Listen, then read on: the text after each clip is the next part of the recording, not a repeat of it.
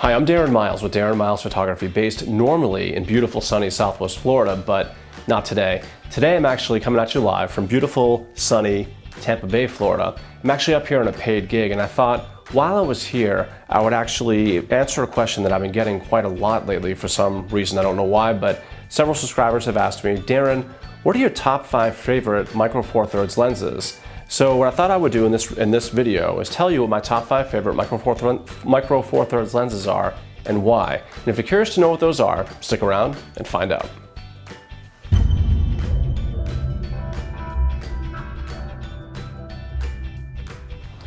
Now, just a couple of points that I want to get out of the way before we actually do this review, because anytime anybody does their top 5 best or favorite, there's always a huge amount of subjectivity that goes into a top 5 list like this.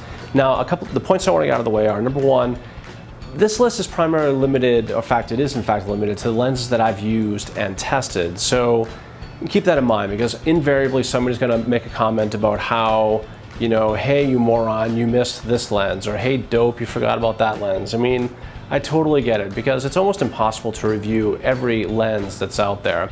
So again, these are based on the lenses that I've used and tested.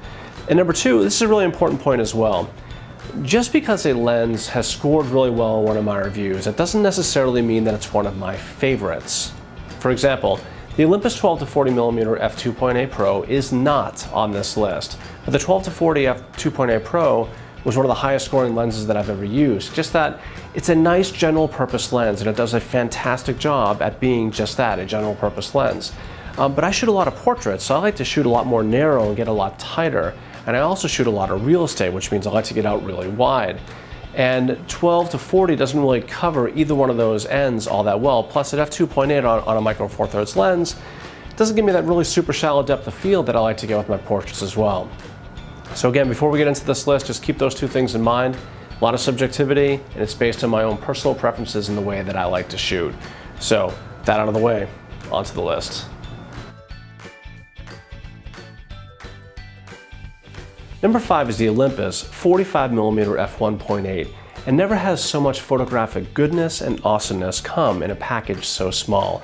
I mean, this thing is literally the size of my thumb, yet optically it offers a 90mm equivalent field of view on a full-frame camera, which is great for portraits, and with the f1.8 aperture, it does a really great job of subject isolation with some pretty decent bokeh in the background. But the best aspect about this lens is the fact that it comes in between $299 and $399 new. That's amazing for what it gives you. And used, I've seen this thing as low as like 220 bucks, which is just incredible. Now the downside, unfortunately, it's made out of plastic. It's put together really well, but it's definitely made out of lightweight and plasticky materials. Of course, that also leads to one of the other plus sizes, that given how light it is, you can carry one of these things around all day with an equally light Micro Four Thirds camera. But the 45mm f1.8 is easily one of the single best gems in the entire lineup.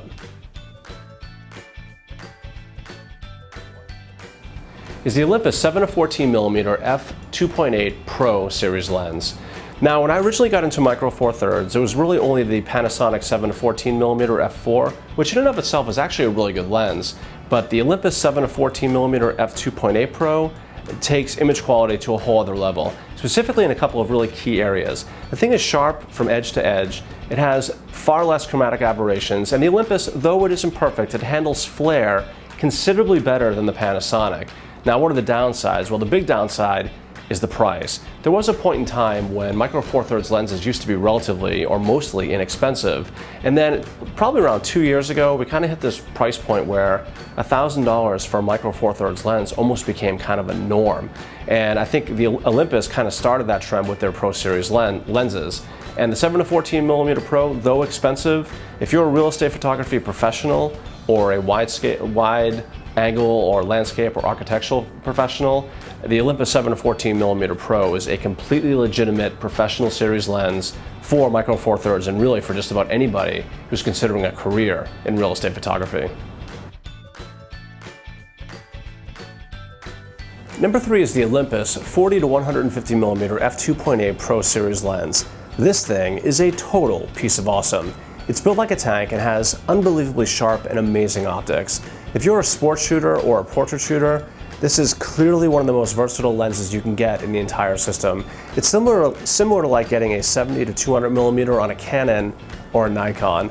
Now the downside, it is $1,499, which admittedly is very pricey, especially for a micro four thirds lens. But again, there are very few lenses in the entire lineup that offer this kind of versatility combined with that kind of optical quality. It's really excellent. Number 2 is the Panasonic Leica 42.5mm f1.2 lens.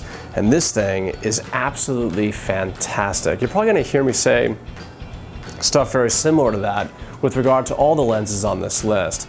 But the 42.5mm f1.2 offers a full frame equivalent field of view of 85mm, which is pretty much in every portrait photographer's wheelhouse as far as the perfect focal length to take a really great portrait. And if you've ever used this lens, the shallow depth of field, even at f1.2 on a micro four thirds lens, it's pretty shallow. Great for weddings, great for indoor events, and the optical quality will just blow your mind. It also focuses super fast. Now the downside, like all the other lenses on this list, unfortunately it's not cheap.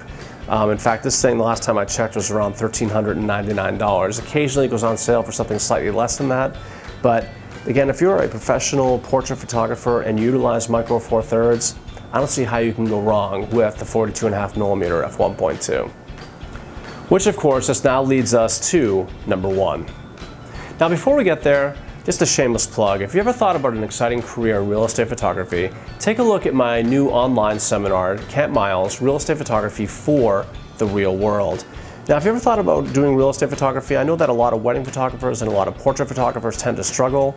One of the few areas in photography that is constantly in demand, especially in a marketplace today, is real estate photography. You can make an incredibly lucrative living in that particular space while still at the same time feeding your passions as a wedding and/or portrait photographer.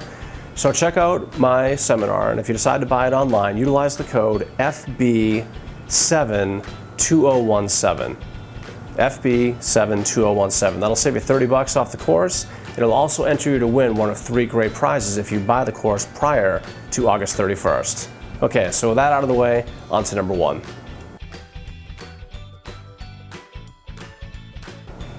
Number 1 is the Olympus 75mm f1.8. This is what Olympus considers to be their quote-unquote premium, or in their premium line of lenses. And all things put aside, offering a full frame equivalent field of view of 150mm, it's kind of like getting the 135 either from Canon or the new one now from Sigma. The shallow depth of field, the compression of the background, the subject isolation in photos, especially at f1.8, in my humble opinion, makes a 75mm f1.8 just an amazing lens. Every time I go to take a portrait, I reach for that lens. I'll take the 40 to 150 with me and the 45, but if I really want to get the kind of photo that kind of makes you get tingly, for lack of a better term, then I take along the 75mm f1.8. I just love that lens. It's also beautiful to look at. It's aesthetically just a gorgeous lens, but it takes incredible pictures, and in the end, that's what your clients really care about. Now on the downside, there's actually 2 downsides. It's a little bit on the pricey side, although I have seen it advertised for as little as $699, which to me is a relative bargain for something with that kind of optical quality. The other downside is that at 75mm, that's an 150mm field of view equivalent. It's kind of narrow, which means it's kind of limiting in terms of what you can do with it. I like to take a lot of portraits, so to me this is kind of right in my wheelhouse. So the 75mm f1.8 from Olympus is my number 1 micro four thirds lens for the way that I like to shoot. So go ahead and comment, tell me what you think, tell me what I missed, tell me where you think I'm right, and I'm sure you'll tell me where you think I'm wrong. I'm Darren Miles with Darren Miles Photography, based in beautiful sunny Southwest Florida. Thank you so much for watching this video. So give me a like or click a subscribe, and until the next time, happy shooting.